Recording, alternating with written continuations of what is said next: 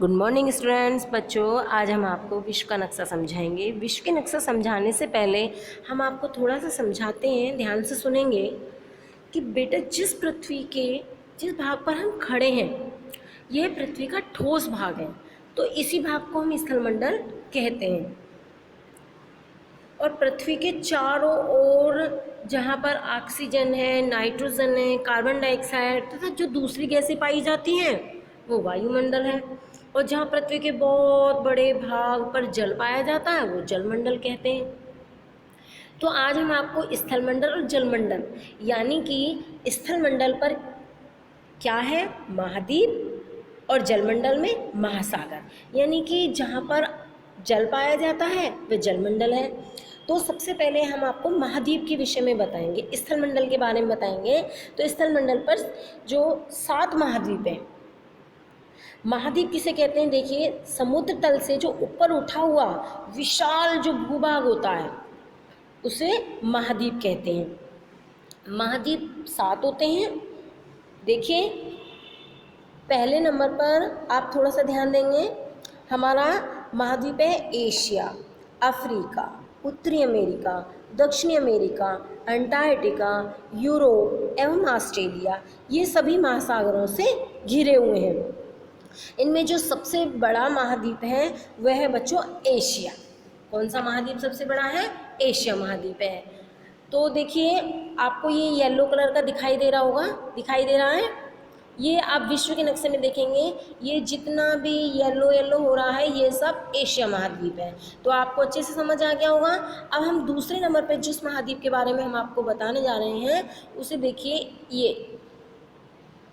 ये आपको दिखाई दे रहा है,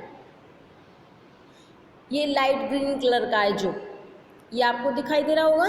तो ये है हमारा पूरा अफ्रीका महाद्वीप, ये है हमारा अफ्रीका महाद्वीप। इसी से ऊपर देखिए एशिया महाद्वीप और अफ्रीका महाद्वीप के ऊपर, एशिया महाद्वीप के बिल्कुल बराबर में आपको दिखाई दे रहा है, ये है यूरोप, जो कि हमारा बैंगनी कलर का है। तो आपको समझ आ रहा होगा अच्छे से। उसके बाद हम आपको दिखाते हैं, चलिए बराबर में बिल्कुल, ये है उत्तरी अमेरिका महाद्वीप, ये है हमारा उत्तरी अमेरिका महाद्वीप। उत्तरी अमेरिका महाद्वीप के बिल्कुल नीचे ये दक्षिण अमेरिका महाद्वीप है, ये हमारा दक्षिण अमेरिका महाद्वीप। फिर इसी प्रकार हम चलेंगे तो देखेंगे आप लोग, ये आपका ऑस्ट्रेलिया महाद्वीप है, ये आपका ऑस्ट्रेलिया महाद्वीप है। और जो आपका 7वां महाद्वीप है ये बच्चों अंटार्कटिका महाद्वीप है। ये एक ऐसा महाद्वीप है जहाँ पर जनजीवन नहीं पाया जाता है, यहाँ पर चारों तरफ बर्फ ही बर्फ पाई जाती है। यहाँ पर केवल पेंगुइन नाम की चिड़िया ही पाई जाती है। और बच्चों हम आपको बता रहे हैं, देखिए सबसे बड़े महाद्वीप का नाम आपका एशिया है और सबसे छोटे महाद्वीप का नाम आपका ऑस्ट्रेलिया है।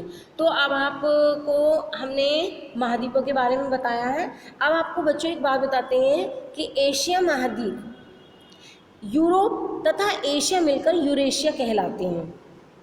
एशिया महाद्वीप के पश्चिम में है ये यूरोप महाद्वीप, तो यूरोप और एशिया मिलकर यूरेशिया कहलाते हैं। विश्व की सबसे ऊंची पर्वत श्रेणी हिमालय पर्वत इसी महाद्वीप में है, और जो माउंट एवरेस्ट है वो भी हिमालय पर्वत में ही स्थित है।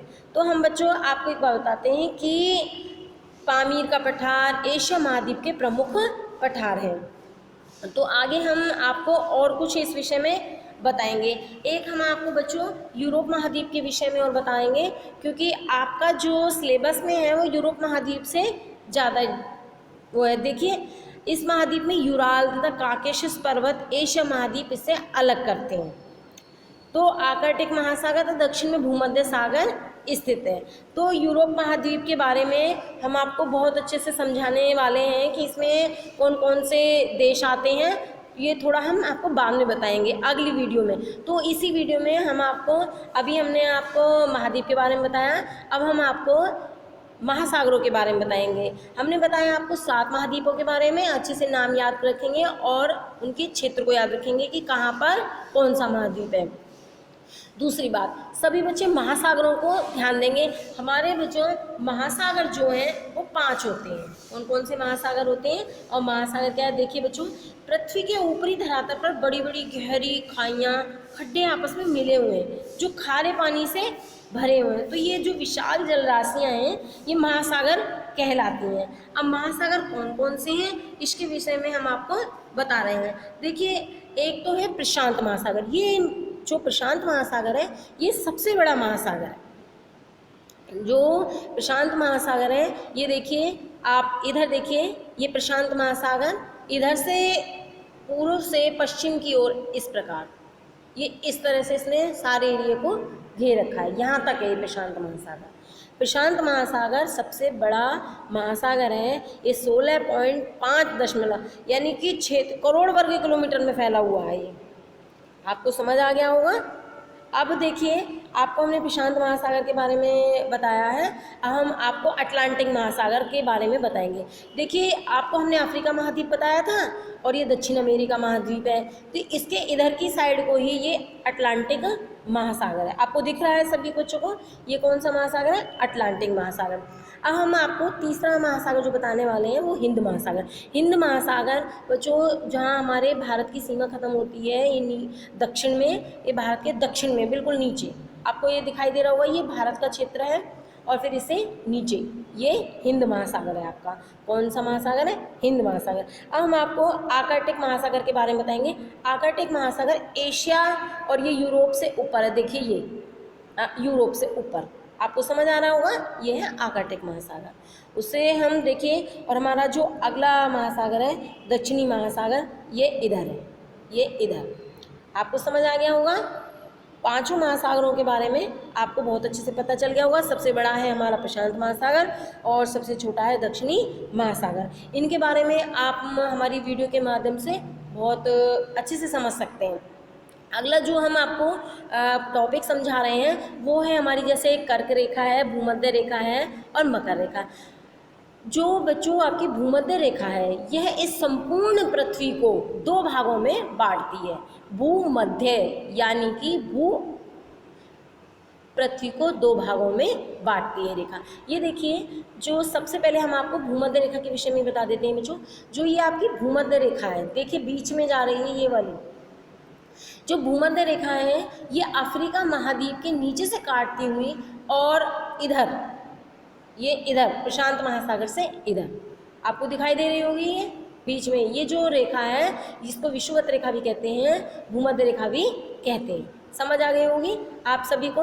अच्छा, ये इसका इतना आपको ध्यान रखना है कि जो हमारी ये वाली रेखा है ये अफ्रीका महाद्वीप के बीच के हिस्से से थोड़ा नीचे काटती हुई जाती है। अब बच्चों हम आपको कर्क रेखा के बारे में बताते हैं। कर्क रेखा 23.5 डिग्री हमारे भारत के बीचों बीच काटती हुई निकलती है। देखिए, ये निकली हुई है। इसकी पहचान सबसे बड़ी ये है कर्क रेखा की, ये बीचों बीच भारत को 2 में काटती हुई निकलती है। हमने आपको कर्क रेखा के विषय में बता दिया और अब भूमध्य रेखा। अब हम मकर रेखा के बारे में बताएंगे। मकर रेखा ये सबसे नीची रेखा है, ये दिख रही है आपको मकर रेखा, ये ऑस्ट्रेलिया को काटती हुई निकलती है इधर से। इसकी पहचान इसी तरह से करेंगे हम कि जो आपकी मकर रेखा है ये ऑस्ट्रेलिया को, और जो भूमध्य रेखा है ये आपकी अफ्रीका से, और जो हमारी कर्क रेखा है ये भारत को बीचों बीच काटती हुई निकलती है। आपको ये तीनों रेखाएं बहुत अच्छे से समझ आ गई होंगी।